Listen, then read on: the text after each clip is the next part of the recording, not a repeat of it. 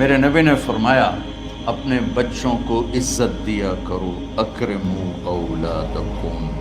خاص طور پہ ان ماؤں سے کہتا ہوں کہ جب ہم بچوں سے عزت چھین لیتے ہیں، ان سے ہم سب کچھ چھین لیتے ہیں۔ پڑھے نہیں ہو، اسکول نہیں گئے ہو، ٹیوشن نہیں پڑھی ہے، ہوم ورک نہیں کیا ہے، یہ کیوں کھایا، یہ کیوں پہنا، اس پر جب ماں اور باپ بچے کو ذلیل کرتے ہیں تو آپ یاد رکھیں آپ ان کے دلوں میں اپنے لیے نفرت بھر رہے ہیں۔ میرے نبی نے فرمایا بچوں کو عزت دو، اولاد کو عزت دو۔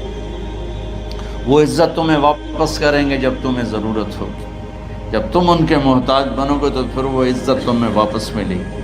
اگر ڈانٹ ڈپٹ تربیت کے نام پر کچھ نہیں ملے گا۔ تو آپ حسن حسین کو کیا عزت دیتے تھے؟ آپ نماز پڑھا رہے ہیں، نماز ہے مسجد کے اندر، گھر میں نہیں ہے، اور آپ سجدے میں گئے، دونوں بھائی کود کے کمر پہ چڑھ گئے۔ کوئی ہمارے آج کا دیندار ہوتا اس سے ہی انہوں نے 2 لتر مارنے آئے۔ آپ نے سجدہ لمبا کر دیا، صحابہ کو خوف ہوا کہ آپ فوت ہو گئے۔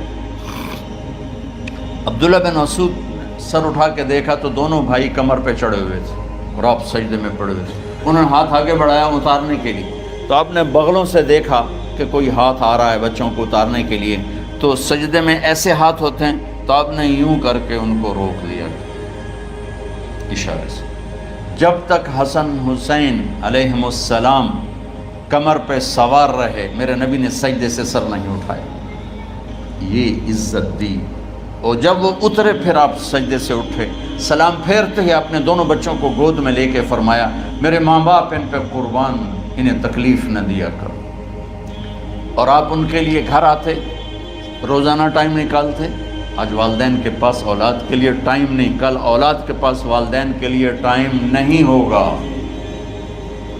اپنے بچوں کو میں یہ نہیں کہتا ہوں بیٹھ کے نصیحتیں کرو، صرف محبت ٹرانسفر کرو، ٹائم دو، موبائل آف کرو، ٹی وی آف کرو، اور صرف آپ اور بچوں میں ایک ایسا تعلق ہو کہ ان کا بلوٹوتھ بھی آن ہو جائے، آپ کا بلوٹوتھ بھی آن ہو جائے، اور سارا ڈیٹا ٹرانسفر ہو جائے۔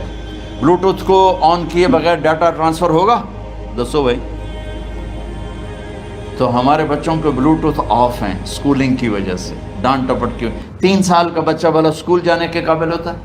3 سال کا بچہ ماں کی گود کے لیے ہوتا ہے، باپ کی چھاؤں کے لیے ہوتا ہے، وہ روتا ہوا جاتا ہے، روتا ہوا آتا ہے۔